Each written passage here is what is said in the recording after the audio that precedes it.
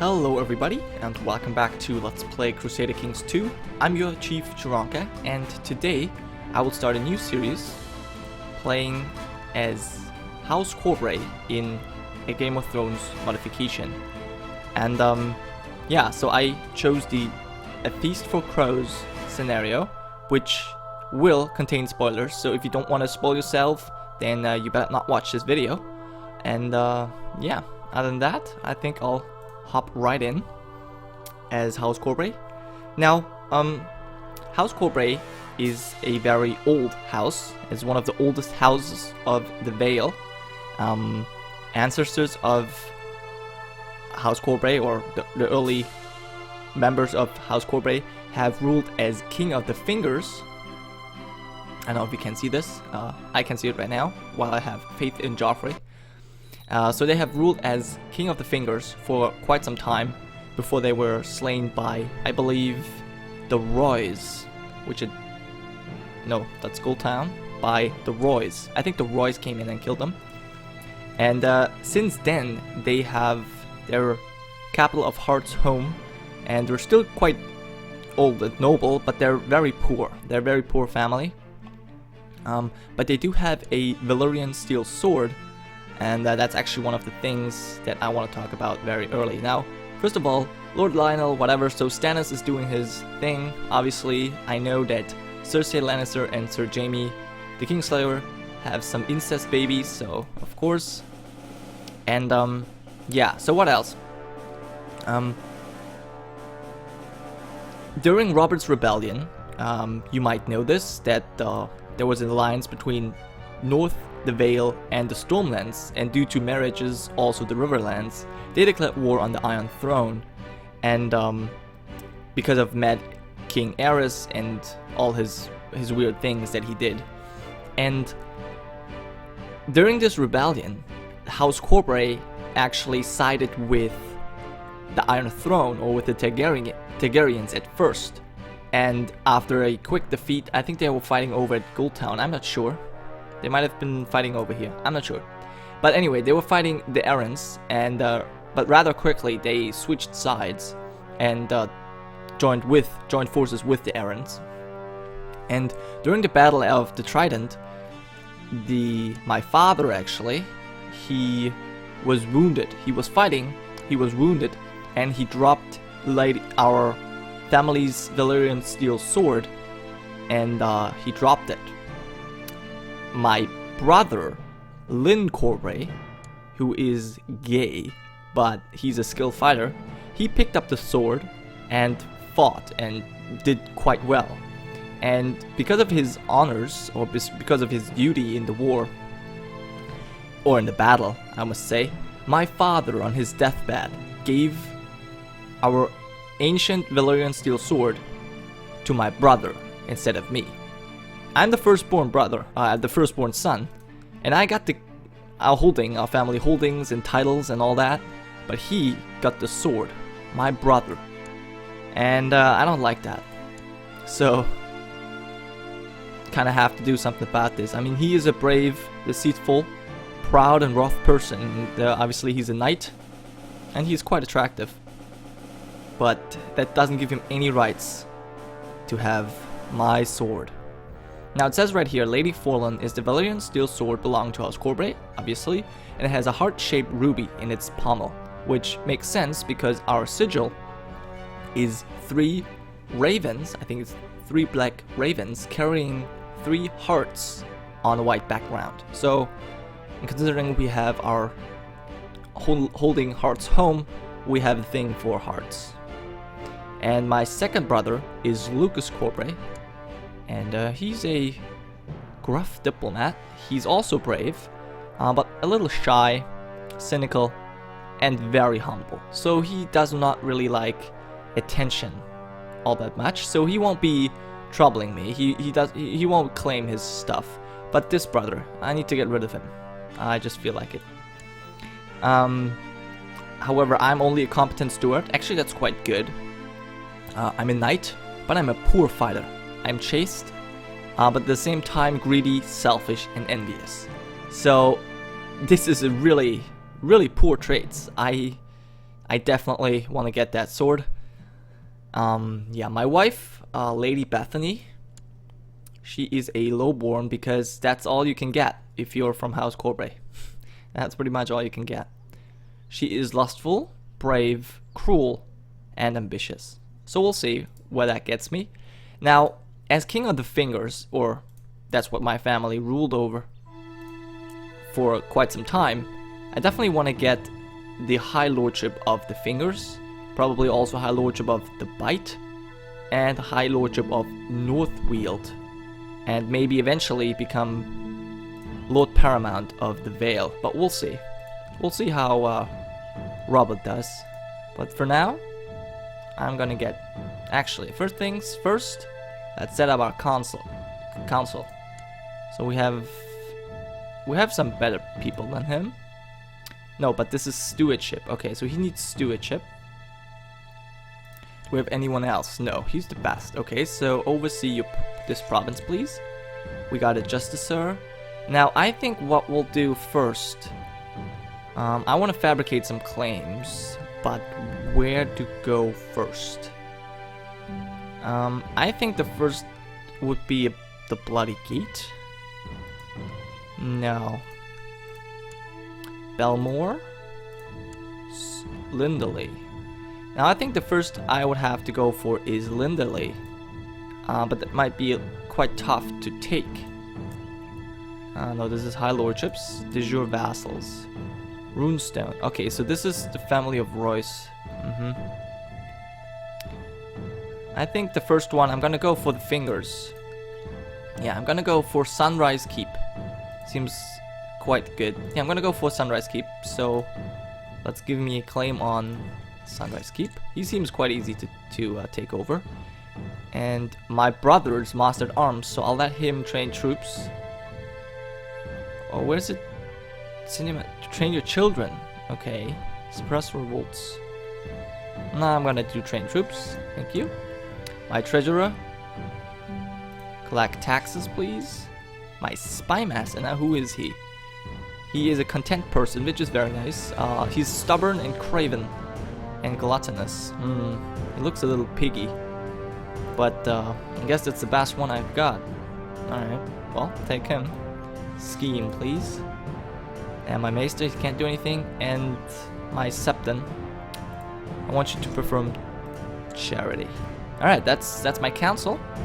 And I need to pick an ambition and a lifestyle. So first things first, I want to have a son. That is very important. And, well, I could go hunting. Now, I already have quite good stewardship. My intrigue is not bad either. I believe these numbers are random. I've done a test run just to check it out, and I believe I had different numbers here, so okay. So let's check. Intrigue, seduction would be cool, but I don't think I'm quite the seducer. I'm not the fighter. Definitely not gonna pick any of those. I guess what I will do is stewardship. I mean, I am a competent steward, so I might as well pick stewardship. So there you go. Now we'll play it with stewardship anyways, so we'll see. And my heir is unmarried. You know what? I will leave him unmarried, otherwise his kids will just inherit his sword. I don't want that. Actually, can I send him off to do something? No. But I can, oh, I could do this. There's nobody. Okay. Maybe I can marry him to a chaste or celibate woman. No, she's not. Okay, well, I'm not gonna marry him. We'll see what happens. Let's actually start here. And I think I'm gonna start off. We have a common Vale Castle, so that's... We have large... We'll convert to a large Vale Town. Small Vale Town.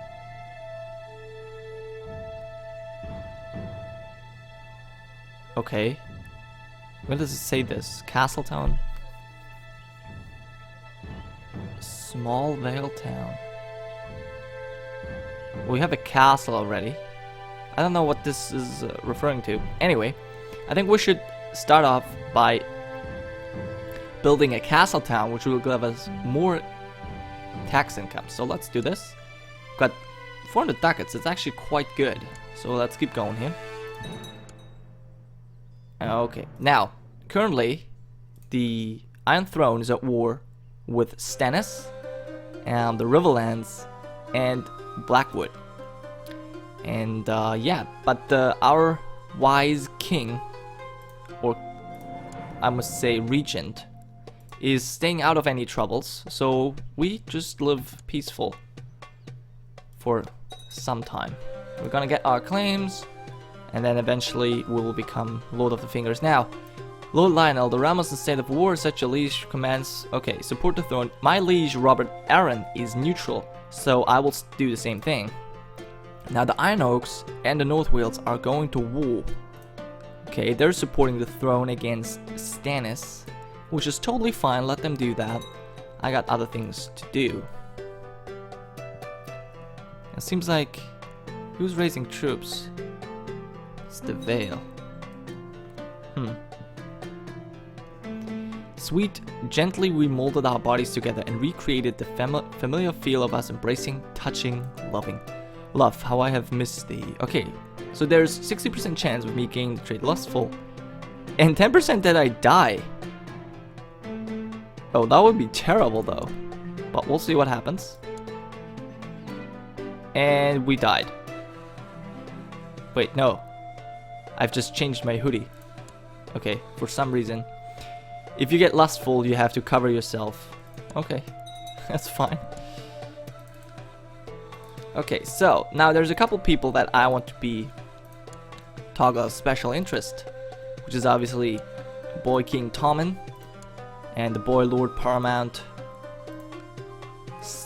Not Stannis, but Robert. And also Stannis is quite important. I think this guy, Aegon, very important with his invasion and the Golden Company on his back. He is quick and attractive. Now that's a good combination. And I'm also gonna look for the Dragon Lady, what she does. She might do some interesting stuff. Okay, keep going. And I guess the Starks are also... Well, there's no Stark, right? Yeah. It's Roose Bolton. I have to say, in the show, he looks much nicer. Just like how he really married the fattest woman, just so he would get rich. Titus of Blackwood has lost, okay. I guess surrendered. Interesting. Well, that was obvious. My lord, we have received word that the suspected traitor Sansa Stark has been found. She apparently has been in the care of Lord Petyr Baelish since she vanished after King Joffrey's murder. She has now been revealed by Lord Petyr, who no doubt has ambitions on the north. Very well. Lord of Harrenhal. Wise Master Yuka's... Oh, okay, so Yunkai declared war to enslave Meereen. So we'll see how this ends. And the High Septon died. Well, whatever. And Robert has declared the Valemen war for Lord Petyr's claim on the Riverlands. Wait, Petyr Baelish has a claim on the Riverlands. No freaking way. He's a strong claim too. How do you get a strong claim on the Riverlands? And he is married to Lady Sansa, who has a strong claim on the north. Wow, this guy. And Robert declared the war, so now the Valemen fight our regent's claim. That is interesting. Lord Petyr Baelish. Now I'm actually part of the Lords Declarant, which is a group of several lords in the Vale that wanted to depose Petyr Baelish. But actually, my brother, Lyonel Corbray... No, actually, I'm not... Am I part of it? No, I think I'm not part of it.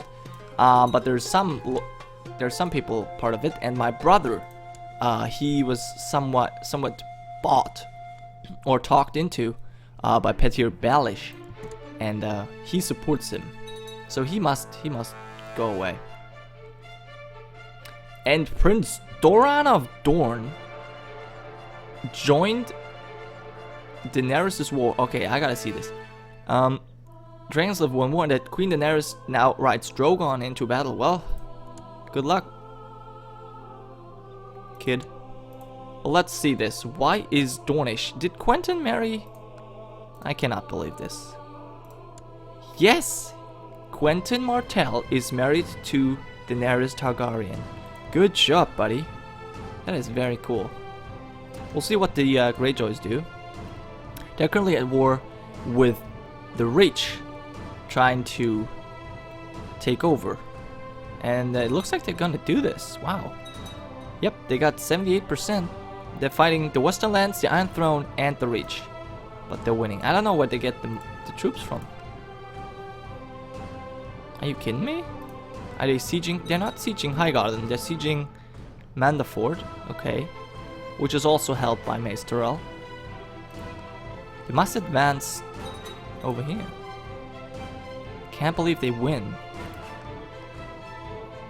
I guess what I should do is every king should be, you know, special interest, just so I know what's going on. The Iron Isles as well. You're quite important, and maybe Martell of Dorne, Doran of Dorne. Martell of Dorne. Well, he's a Martell. And who's in the Riverlands? Well, that's kind of weird. It's hard to say. Currently, it's Edmure, but who knows? That might change. Same with Roose Bolton. I'm just gonna pick him for now. We'll see. We'll see. And there is, yeah, the Reach is not the Reach. The Vale is. Whoopsie. Edmure Tully accepted King Tommen's peace offer. And the Freys got extremely big. They have now the Trident, the High Lodge of the Trident, and Lord Aemon Frey. So the Freys now essentially now control 3 High Lordships. The High Lordship of Riverrun, Trident, and the Crossing. That is very cool. This is held directly by the Freys. 1, 2, 3 holdings. Interesting. The Freylands. Okay, the Freylands also. Wow.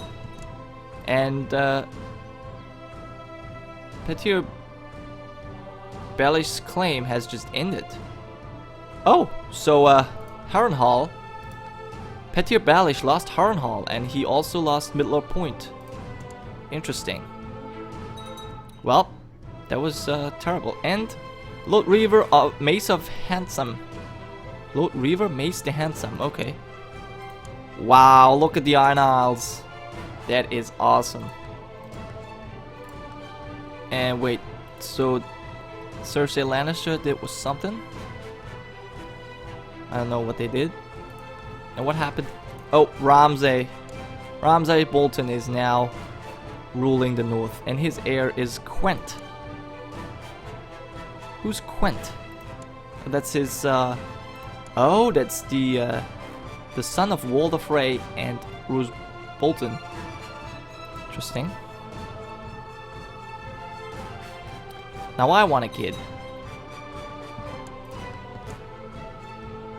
Look at the Iron Isles.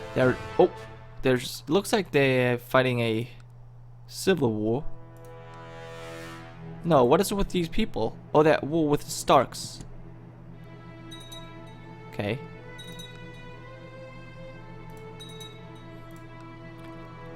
Released King Euron Greyjoy. Ransomed. Yeah, he has a lot of people to ransom. And okay, so it seems like the Raiders, Mance Rayder has lost. Stannis won his war.